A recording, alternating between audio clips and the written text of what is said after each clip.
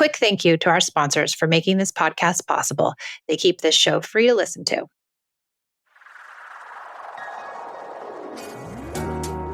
Hi, I'm Michelle, a mother of 2 teens. 13 years ago, I traded in punishments and rewards for connection. Now I prioritize relationship over behaviors, utilize play as a parenting tool, and set limits with empathy instead of consequences. Each week, I share my journey and interview clients, experts, and followers. Thanks for joining me on the Peace and Parenting podcast. I'm so glad you're here.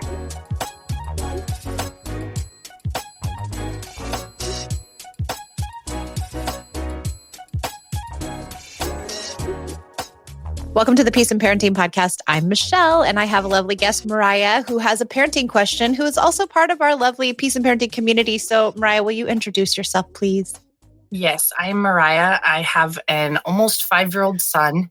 I live in South Carolina, and you have a lot of animals. I do have a lot of animals. I have 6 cats and 3 dogs. You have a lot of and animals. I live in a 5th wheel. It's craziness. It's a lot of craziness. A lot of crazy making, but fun. Very fun. Yeah. So tell me, first of all, you've been in the Peace and Parenting community for a little while. You've been working in our CPM, which is called our Connected Parent Mastermind for those people who don't know.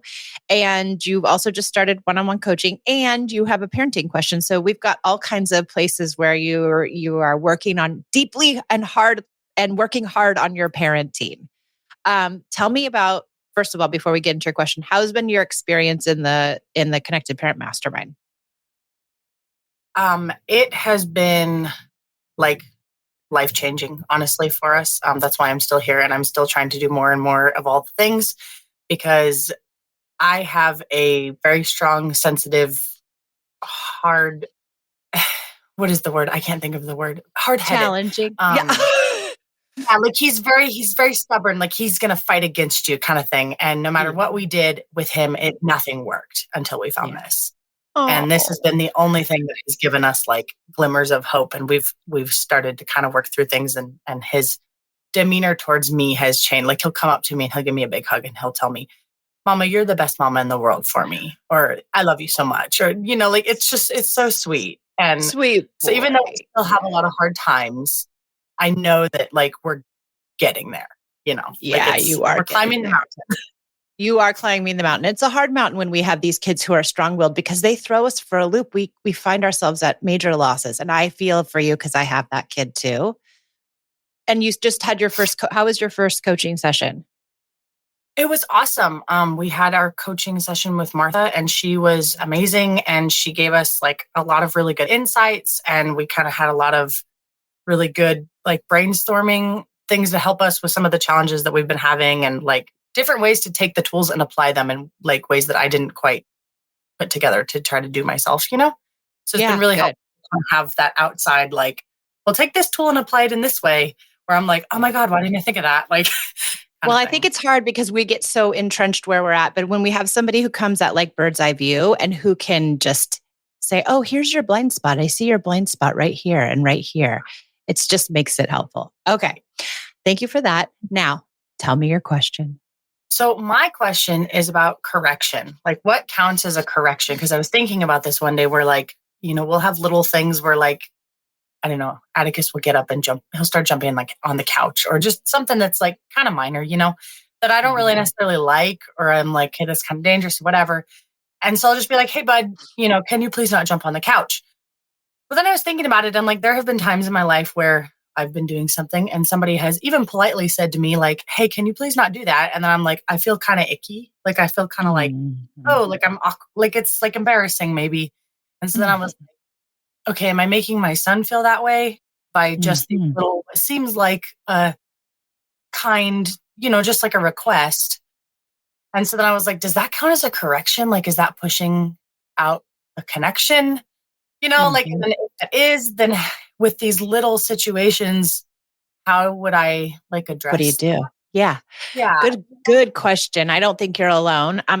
Let's unravel and go back just a little bit. What was correction like in your house, or what when you did something that was quote unquote wrong? How were you corrected? It was usually like yelling, threats, like an immediate, you better knock that off, kind of thing. And how did you feel? I felt terrible. I Yeah. actually can remember waking up in the morning when I was probably 5 or 6 years old and thinking, like, okay, I'm going to be good today. And just Oh, going through my day and just doing my thing, playing with toys, whatever. And then doing something and realizing in a split second after I did it, oh my God, I wasn't supposed to do that. And then being like, I'm going to get in trouble. Why can't I just be good? What's wrong with me? Why can't I just be good? that's And so going through my day like, insightful. Yeah, that's so insight. I'm so glad you can remember that, first of all. But so I guess that goes back to this question. Did you know that what you did was wrong right after you did it? after I did it, yeah. After I did it, I immediately was like, oh crap, I wasn't supposed to do that. Why did I Right. do that? And you didn't do it because you were being malicious. No, I was just like doing my thing. I was just playing with my toys or whatever. Right. And then And I you was made like, a oh, mistake. I wasn't supposed to play with that toy crap or, Yeah, whatever it was. And so, yeah. what would you have wanted in that moment? Honestly, I think some like, just some understanding, or like, you weren't really supposed to play with that, honey. Like, here, let's play with this instead. Like, not that big of a deal. And instead it was like, I told you weren't supposed to play with that, like now you have to Right. go sit in timeout, or now I'm going to take these toys that you were playing with away that you were allowed to play with, or, you Right. know, So yours was really harsh, and what you're doing to Atticus isn't that harsh, right? You're just saying, "Don't jump on the couch." However, we have to take, so you're, it seems like you're very shame adverse, like you don't like shame, then that's hard on you, and it is hard on lots of sensitive people, I think. yeah, he's very much like me, like the strong-willed, sensitive. Like that was 100% me as a kid. So Yeah. So then if we know this about Atticus, we probably don't want to correct him too much. yeah, Right? Because I think it might start to wear on him. If he feels like, oh, I was corrected in the morning, then I was corrected before lunch, and then I got in trouble again, and then I was corrected again, then it'll start to eat at him. And then his prefrontal will push offline, probably like yours did as a kid. And yeah, then you make more mistakes because you're yeah, not thinking well. And you're like, just like you said, like you were constantly getting up and saying, I'm going to be good today. That's yeah. such a big burden for a kid to think Yeah, and I because was little. I was like, I honestly was probably maybe 6 years old. yeah, and you can't be good. That's just not possible to be perfectly good for the whole day as a 6-year-old. Yeah, You just can't. So I think though that there are some things that we can do. If I saw Atticus jumping on the couch, I might be like, Atticus, oh my goodness, are you jumping on the couch again? I'm going to come over there and I'm going to wrestle you down. I cannot believe you're jumping on that couch. What? yeah, Can you turn it into something playful so he doesn't have to feel the shame? You're adding in connection, but you're still saying, I see you on that couch. You're not supposed to do that. But yeah, can we say it in a way where it feels like it isn't that big a deal? yeah, yeah. Because I Right. guess And that's what I try to do. I would like, I don't know. I just found myself thinking that one day, like, man, is this yeah, making him feel crappy? Like, because I'm trying to just be like, hey, buddy, can you please not jump on the couch? Like, yeah. I'm not mean at it by any means, but then I'm like, oh, is he going to feel bad? What's his response when you do that? Um, it depends on the day and how much connection we have. Sometimes doing it, and sometimes he's kind of like, I'm gonna do it Right. anyway, kind of thing. And then usually, then I'm kind of like, I'll move into play. Yeah. Um, but I guess it's just the initial. I was like, should I be like trying to be more playful about that, or like, is it okay to just be like, hey, and then it feels maybe like a big burden to try to for all the little things throughout the day to be like try to find a way to come with play about it or be silly. Isn't it interesting that we think being playful is a burden? It is. It feels like it's so weird that it feels like such a task to just change my. Correction is not a burden. Yeah, It's messed up. it is. Why is correction not a burden? I don't know because it takes the same amount of time or less.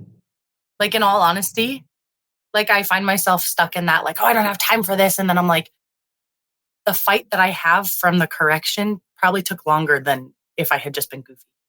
Yes, this is what I see too. And then when I ask people to say, okay, now what you like, Atticus is the kind of kid who's probably jumping on the couch, throwing things in the house, like bothering the pets. Like he's this like kid, He's like a right? little tornado. Yeah. Yes.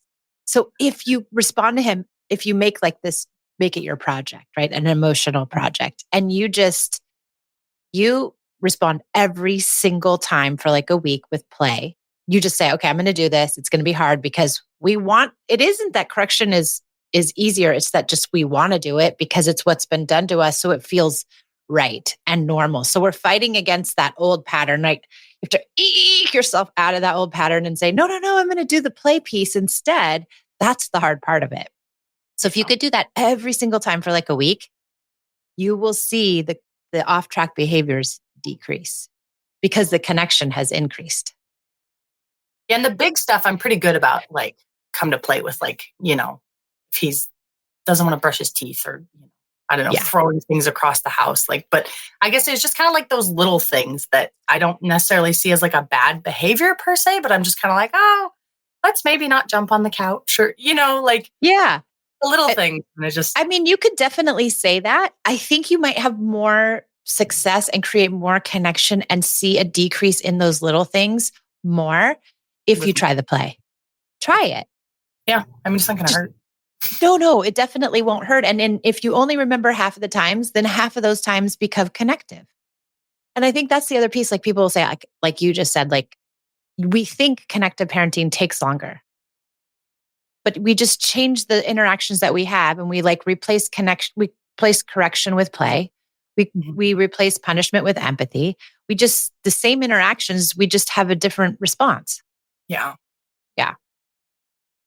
Before we dive into the next segment, a quick shout out to our fantastic sponsors who make this free podcast possible. This episode is sponsored by ByHeart. ByHeart features a patent protein blend that gets closest to breast milk. Their formula includes the most abundant protein, alpha-lac, found in breast milk, as well as lactoferrin, the number one protein found in colostrum. ByHeart is an easy-to-digest formula which includes prebiotics and an 80-20 whey to casein ratio like an early breast milk, making it great for a newborn's digestive system. ByHeart is the only U.S.-made infant formula made with certified clean ingredients, including organic, grass-fed, whole milk, not skim. What it doesn't have is soy, corn syrup, GMOs, or palm oil. Curious about ByHeart? Redeem your welcome offer at byheart.com/podcast. Use code PEACE for a limited time. Additional terms and conditions apply. My book, Unpunished, is finally here. It is my journey into connected parenting, the idea of perfection and how it nearly took me down as a mom. I give you my best thinking around how to be a connected parent and the insights that I've discovered over the last 12 years of this incredible journey. I'm giving my book away for free, plus shipping and handling. So go to unpunished.com and get yours today. We're shipping domestically and we're also shipping internationally.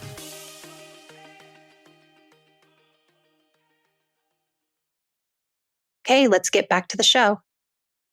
What else do you have for me? We've got more time. Oh gosh. Do you want to talk about, I was lovely meeting, I got to meet Mariah's husband. It was really lovely meeting him. How is he adjusting to this way of parenting? He is doing pretty good.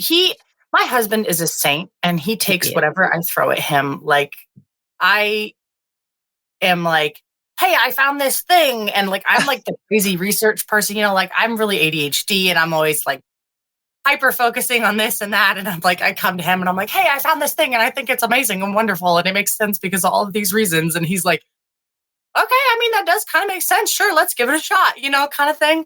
So he's very patient in that regard. And like, he was super open to like, he saw the struggles, right? He's dealt with the struggles. He has a son from his previous marriage that is more the like sensitive kind of just go with the flow type. And so he's seen the struggles with our son where it's like, he didn't act any, he doesn't act anything like what his older son, like what he was accustomed to or. Yeah. The strong-willed ones will throw us for a loop. Yeah. And so he definitely goes to shame pretty easily on accident, like that's kind of his group. But we all do. Super open to like, I'll just kind of be like, hey, maybe next time try this instead. And he's like, oh yeah, okay, that's a good idea. Like, yeah, like it's he's so good. Yeah. And I feel like I got really lucky with that because I know a lot of people have their struggles where their spouses either they don't agree or they try it, but any little like suggestion feels like an attack to them maybe. And then, so like, like correction, like if the shoes were on the other foot, right. And he was telling you how to parent, you would probably be like, what? Yeah. Don't tell me how to parent. Like, Yeah. And he's like, wait, I think I did that wrong. What was I supposed to do? Like kind of thing. So that's I got great. really lucky there, I think. Yeah, you really did. Well, who's the luckiest is Atticus because he's going to get what he truly needs and he's going to be able to flourish in a way that he wouldn't have been able to flourish with punishments. Yeah. Punishments do not work nobody feels good about them, but they don't work for kids like my kid. That's for sure. No. And they didn't work for me. I got to a point as a teenager that my mom like literally just kind of gave up on me. I was out drinking and smoking with my friends on the weekends. And I am lucky that I didn't get like into any kind of serious trouble or, like I just kind of got lucky. Some of my friends did not. Some of my friends ended up being drug addicts, and there's no way in heck I would have called my mom. I took a ride home with a stranger from a bar one night at 17 years old because I couldn't get home. And there's no way I would have called my mom. Not in a million. That is what I try to tell people all the time is that we don't want to put young kids in those kind of positions. Yeah. And so that's always been kind of my driving factors. I'm like, I do not want that with my son. Like, I want him to call me, like, I don't want him to ever be worried about, am I going to get in trouble, and get into a situation that he's going to get hurt or that he could have, like, I could have been really hurt. I could have been kidnapped. You could have been dead. Yeah. You could have really like something horrible could have happened to you. Yeah. And I was scared to call my mom. Well, that's it. And I think what happens is just like you said, I talked about it on the podcast today very briefly, but I said, sometimes we use threats and bribes and punishments and everything. And then we get to like 15 or 16 or whatever years old. And our kids are like, screw you. Yeah. And then we say, fine, we're done with you. And we totally, this happens, not to everyone, but this happens to people. And they just totally back off and say, fine, raise yourself. Yeah. And then you end up in these perilous situations where you could have been really, really hurt. Yeah. And some of us aren't so lucky. Like, not everybody is. No. And I'll say this, having the 18-year-old daughter, she tells me everything almost too much. And I'm like, oh my God, these kids. But I know where she is. I know what they're doing. I know who she's with. I know what's happening. Like, I know everything. And that feels better than knowing nothing. I'll tell you that. Yeah. Yeah. Really the idea of my son as a teenager is like, like it's scary. I so look up to you in the way that the relationship with your daughters. Like, I want that so bad with my son. Like, that's all that I want in this world kind of thing. And so you're getting it, Mariah. You're doing it. You're getting it. You're so getting it. And you know what? If you're putting all this time in now when he's really young, it's going to get so much easier as you guys move on. Yeah. That's kind of the hope. Yes. Especially because, gosh, if he's like me as a teenager, I was a hard-headed, like, nope, I'm going to do what I want. Leave me alone, Mm-hmm. He'll be hard-headed, but he'll tell you what he's doing. Yeah. Yeah. And you'll know everything and nothing will be off the table because he'll be safe to tell you. Yeah. Yeah. Amazing. Okay. If you had any advice to give to people who are trying this stuff, because I know when you first started trying, I know it was hard, right?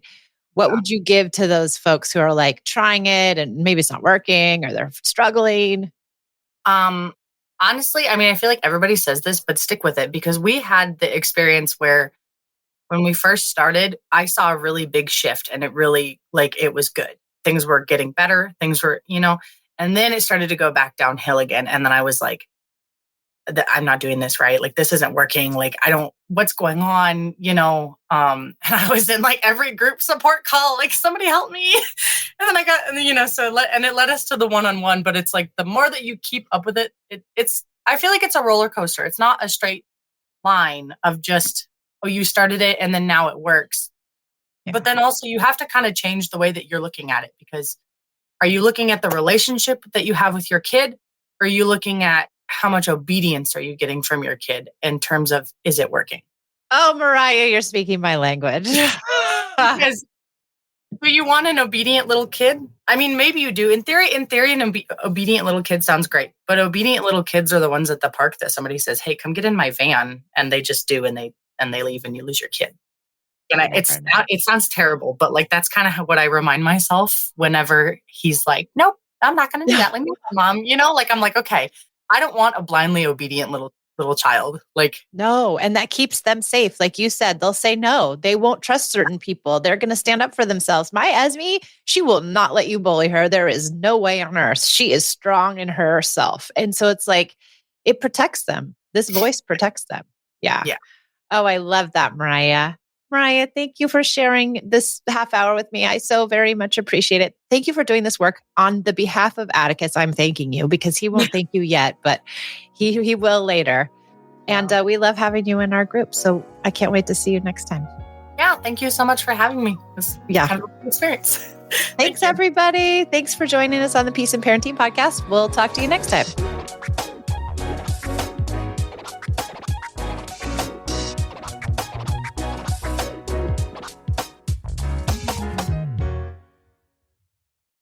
When you need mealtime inspiration, it's worth shopping Kroger, where you'll find over 30,000 mouth-watering choices that excite your inner foodie. And no matter what tasty choice you make, you'll enjoy our everyday low prices, plus extra ways to save, like digital coupons worth over $600 each week. You can also save up to $1 off per gallon at the pump with fuel points. More savings and more inspiring flavors make shopping Kroger worth it every time. Kroger, fresh for everyone. Fuel restrictions apply.